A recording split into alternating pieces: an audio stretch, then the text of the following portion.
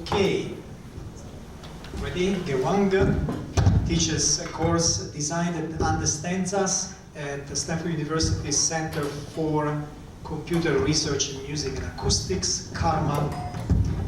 If you heard of the Chuck music programming language, that's him. If you heard of the Stanford Laptop Orchestra, that's him. And you're going to talk about the ocarina? Okay, then I'll let you talk. And the book you've seen, Artful Design, it's his book, and he has a few copies here. Right. Let's see. I think everything's plugged in. Hi, everyone. I'm going to jump right in and actually tell you about the book that I think was passed around, and really kind of the ideas behind it. But to do this, I'm going to start 40 years back and give you an idea of where I come from. I was born in Beijing, and I grew up in that building, in fact, in that apartment in that building. And I was born there in the first decade of my life, first 9 years in Beijing. I grew up with my grandparents. When my parents worked elsewhere in the country, Beijing has become much more congested and polluted since when I lived there, but I still think of it as home. It still has its moments. Now, what I do is I design things with technology. And so thinking back, I think the first thing I remember really designing intentionally were these bricks that were made out of mud I found downstairs. And why was I doing this? What purpose? Well, I remember I was trying to make gold bars.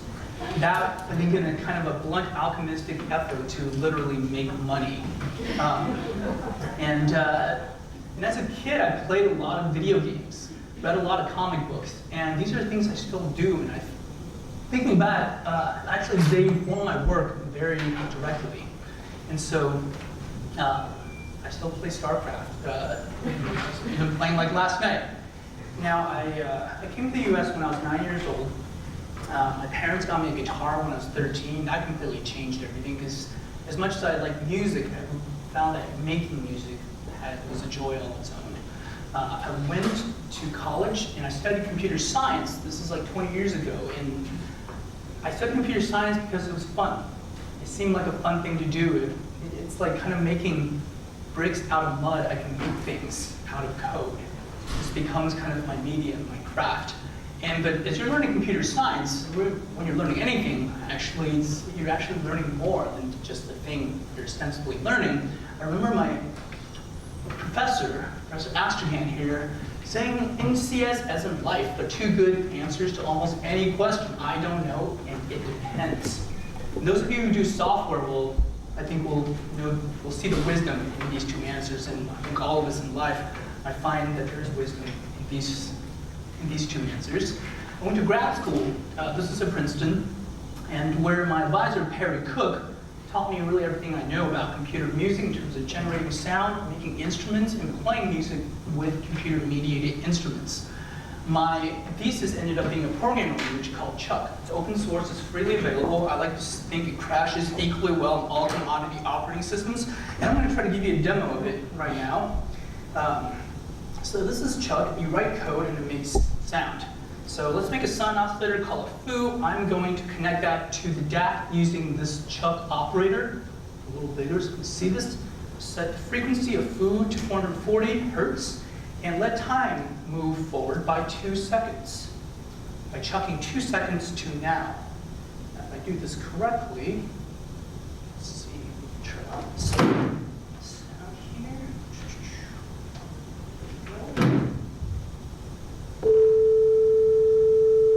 Okay, that's a sine wave at 440 hertz. And you can kind of read this code and then kind of have an idea of actually this is what it is. Now we can copy and paste that twice, and we'll halve the frequency here and double it here, and change the duration of each of these tones, and we would get successive octaves.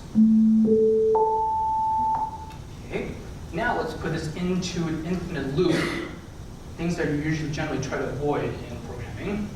But here it is. That's going to keep going for a long time, unless I stop it. But here, I'm going to just, instead of hard coding this, I'm going to generate a random number And from 30 to 1,000, set that as Fu's frequency every 1 second, every 0.5 second, every 200 milliseconds, every 100 milliseconds. I'd like to pause here and note that we've just made computer music. This is the sound that, computers, old computers in like sci-fi movies are supposed to be making when they're thinking really hard about a problem, like plot a course to Alpha Centauri. And we keep going. 10 milliseconds. 1 millisecond. Still one sine wave, but we're changing its frequency randomly 1,000 times a second, right? And we cross an interesting perceptual threshold where we stop perceiving individual bleeps and bloops and start perceiving an overall continuous carpet of sound. It happened right around 20 to 30 hertz, much like kind of our visual. There's a perceptual threshold for our vision systems, one of the few places where our vision and our auditory system actually line up in terms of having these thresholds. And you can actually keep going up. 1 millisecond, you can do a second, you can do a minute. This is not very interesting. Hour, day, week. You can say 52 week is my notion of a year, and every 1,000 years, there'll be a new random frequency. I think Brian Eno might actually enjoy it. Someone actually made a piece called Chuck of the Long Now. Well, by design, this is a language that kind of helps you make sound by dealing with time. If you think about it, sound is a time-based medium, and if we're going to program sound, one way we can think about it, to actually do it, is to incorporate the control over time directly into the language as kind of a first-class type of construct. And that's this time construct that's in Chuck, and it does it precisely down to the sample. So that's a bit of Chuck. Everything else I'm going to demo actually uses Chuck. So this is kind of, that's kind of what I was doing. And this brings us more or less to the present. I started on faculty at Stanford 11 years ago, 2007. A year later, and by the way, to this day, I still design things. Everything from programming languages to tools, to instruments, to toys, to games, all in the service of music. And then in 2008, I co-founded a company called Smule. It's still around. It has like 300 million users now. I stepped down in 2013, but I was one of the co-founders, and I designed all the products that up to that time. And this is an interesting time because Apple just announced the iPhone in 2006, and 2007 announced it was going to be App Store. And 2008, this is when I had no intention of starting a company, but I kind of became an accidental entrepreneur when the chance kind of was offered. And I felt it was an interesting way to get music making out there into the masses. So I'll come back to that. And to complete the story, I've been working with the Stanford Laptop Orchestra, or SLORP, where we are basically an ensemble of laptops, humans, and special hemispherical speaker arrays made out of IKEA salad bowls. And why project sound in this way? Well, one, we want to explore the possibilities of the computer for making sound. The others want to preserve something we really like about traditional acoustic instruments. It's the way they make sound. If I were to play like a ukulele or violin in front of you, the sound doesn't naturally come from the PA system. It would come from the artifact itself. And that changes the way you would engage with the instrument, listen to the instrument, perform the instrument, write music for that instrument. And so this kind of sonic presence is something we really value. So we wanted to kind of keep that intact, but also tap into this question of what new kinds of music, sounds, and interactions can we make with the computer. And thus was born really the Laptop Orchestra, which started at Princeton as PLORC, the Princeton Laptop Orchestra. And now we have the Stanford Laptop Orchestra, and I think over 70 similar orchestras now around the world. 3 years ago, I started writing this book about computer music and design, but quickly I realized the things I was talking about in terms of design and technology and how to do it well, like that's artful design, not just how to design things, but how to do it well, isn't the thing I'm talking about pertains to musical instruments, but also to really anything we might care to design with computers and technology. So this book kind of broadened and became a meditation on just this very broad notion of design. But design as a humanistic, artistic, and social act of engineering. And that's kind of the overall lens that was taken in Artful design. And as you saw, the medium, well, it started as a traditional book. I was like, I'm just gonna write about this, a lot of figures. And I was like, hey, I've read a lot of comic books. If I made a comic, or at least there were some comics in here, then the things I showcase or analyze as design could talk back. We can have a dialogue. Because the medium in this would be different. And it would change the message. It would make the message. And quickly from there, I was like, what if the whole thing was a comic book? And so it's really kind of a dangerous thing for designers to really, it's a dangerous thing. You guys, I think, know this, is that once you realize the medium really is not just the message, it sometimes transcends the message. Well, it's a seductive thing. And the three questions that Artful design explores and tries to give some kind of answer on is, what is the nature of design? What does it mean to design well? And what does it mean to design ethically? Right? And I'm going to try to give you just a brief idea of each. One is that design is something we all do. This is the nature of design. Design really is this intention shaping of technology. Right? And it's something that we do anything that we do, then when we align the world around us to our notion of what's useful, on one hand, but also to our notions of what's beautiful and true and just, or really just the way things ought to be. So this is something I designed actually 11 years ago now. It's Ocarina. And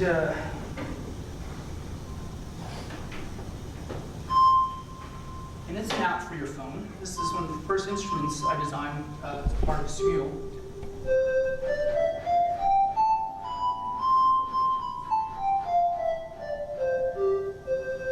I'm playing this by blowing into the microphone. Sound is generated in a Chubb program that's running on the phone. Multi-touch is mapped to pitch. Vibrato is mapped from accelerometer. So as I tilt down, you get more vibrato.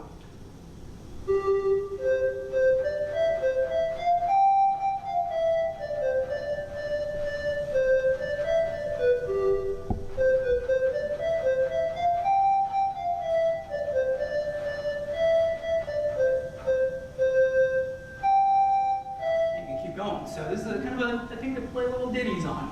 And this is Ocarina in gameplay mode.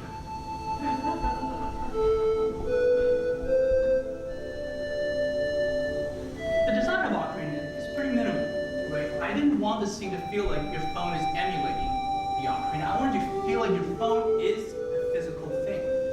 That's the difference, right? And that's why there's only just these functional parts, but also these parts that respond to all the different interactions you have with it.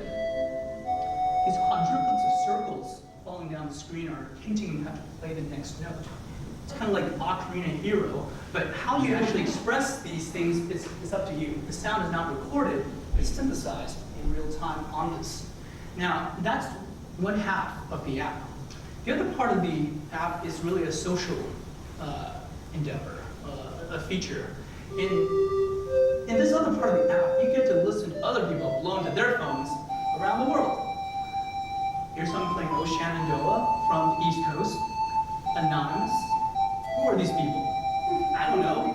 This app was not designed to tell you. In fact, this app was designed to not tell you.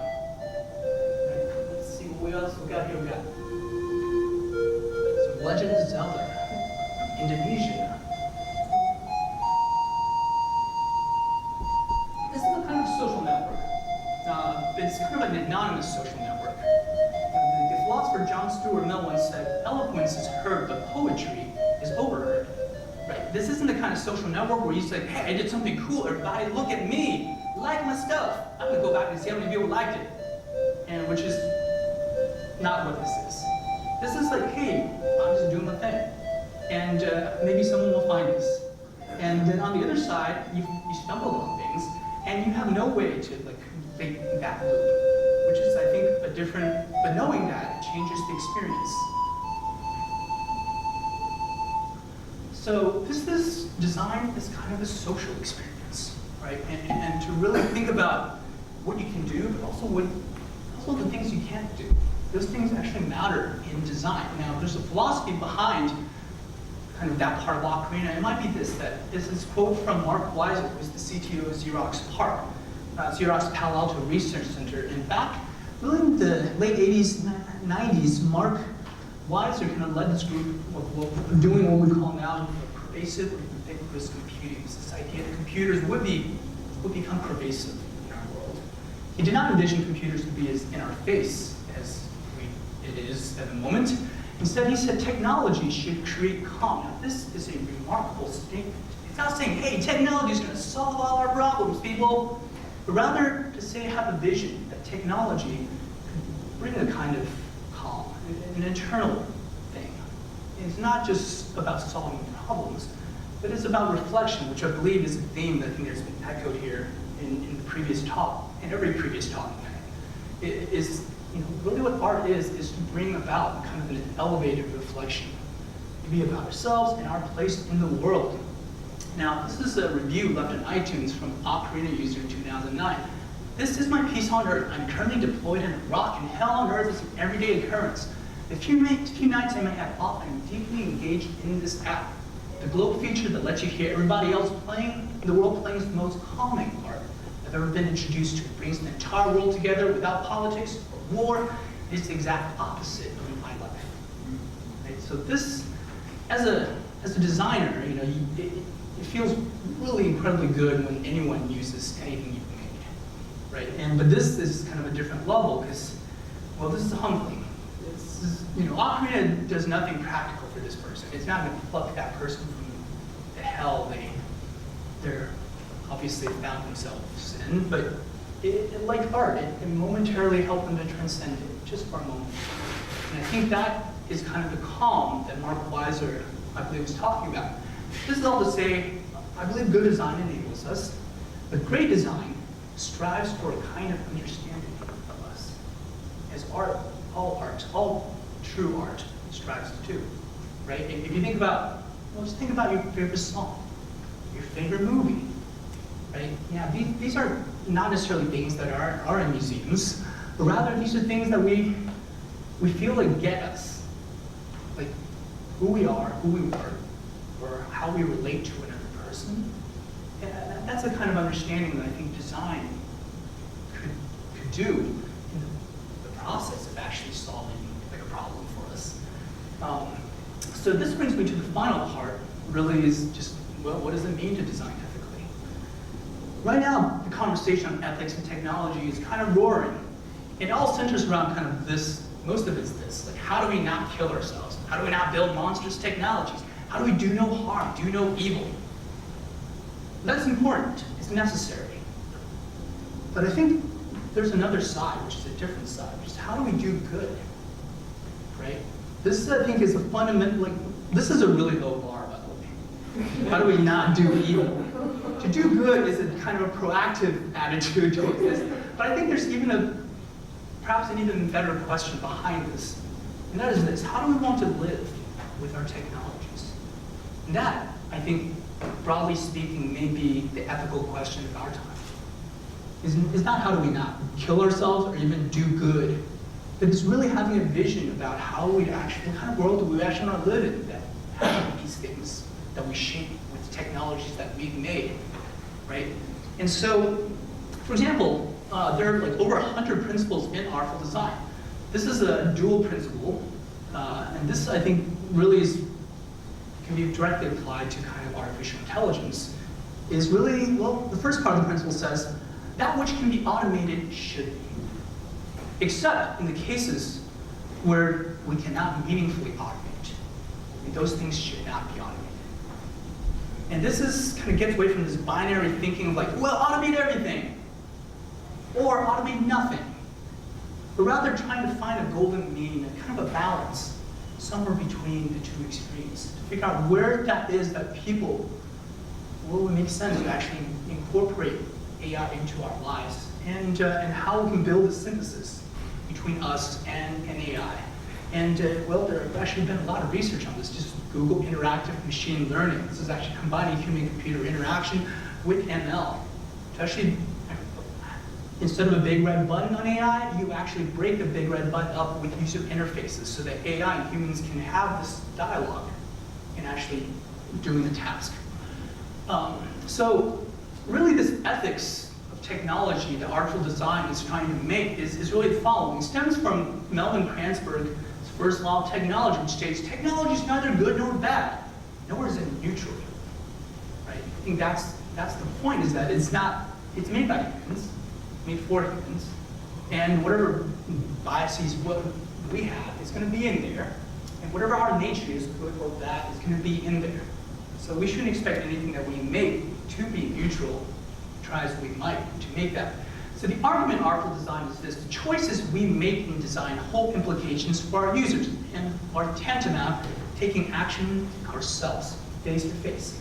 If I go up to any one of you, I don't just go up to you and punch you in the face for no reason, right? Like, that's just not part of who we are, I would hope, right? But yet we seem to have a different feeling when we're designing things, because we feel like that's like a different sphere. But if we believe this, that the decisions we make in the things we make, when they actually touch the users, changes the way that user might think, feel, or act, then how can we hold ourselves to a different moral ethical standard than we already hold ourselves to currently face to face? And the same design, in a sense, is no different than a face-to-face. And so this is not saying you need a new morality system. This is saying you just need the one you already have, face-to-face. Because if you believe this, then the things we design really is no different. That's the argument. And at the end of the day, like, I think it's really, I think Artful Design isn't trying to say, hey, everybody, go make art with technology, even though I'm obviously a big proponent of that. It's to say whatever we do with technology, there are opportunities, vital opportunities, and perhaps also obligations to make it beautiful, true, socially meaningful, right? And maybe the golden rule in Artful Design is that we should design not only from needs, which we're often taught to do, but also from the values that underlie the needs. Ocarina wasn't designed because we took a survey and be like, hey, people were building an app. What do you guys want? And people were like, well, we need you to we need to be able to go into the phone and make music. We need to be able to have a globe to hear other people. No, it didn't come from that, right? And you guys don't take surveys of like, hey, what piece should I do next? You might talk to people, but most of the time, I think what artists tend to do is, well, I'll read you a part from the book. There has to be an artistic leap on the part of the designer that results from seeing and feeling the world at large. Designers are less problem solvers and more artists, philosophers, engineers of useful things that understand us. That's what artists do. They don't just take surveys. They could. I'm not against surveys. Artists, I think, reflect on the world, feel it, and figure out what its fears, dreams, hopes, what all of it means, and try to express that, and try to understand that. Right? And for me, art is, what is great art? Well, I can't tell you that. But I might say that great art is not when you understood what's so great about the art, but rather you feel like the thing is understood so part of you. Right? That's great art. And art, in some ways, is our earnest effort to try, but mostly fail at understand ourselves as humans. And I think that is so human, also, to make art. So, for me, design is not different. It should not be different, and can't be different.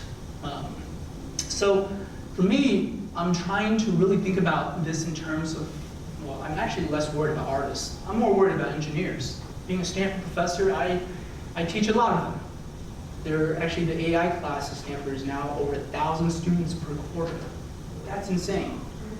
That is insane. Now, these are the people that are going to be helping to shape our world today. They already are. So what might tomorrow's engineer look like? Well, I'm hoping that it would be more than a specialist, but a kind of technological artist, a moral ethical inventor, and a system designer that can contextualize what they make in the world. In higher ed, we talk about like a T-shaped student, which is like, first there's an I-shaped student, which is like a student that has a lot of depth and only depth. That's kind of not desirable. Then we're like, well, maybe you should be like a T-shaped student where you have some depth, but also some breadth. It's like the horizontal bar.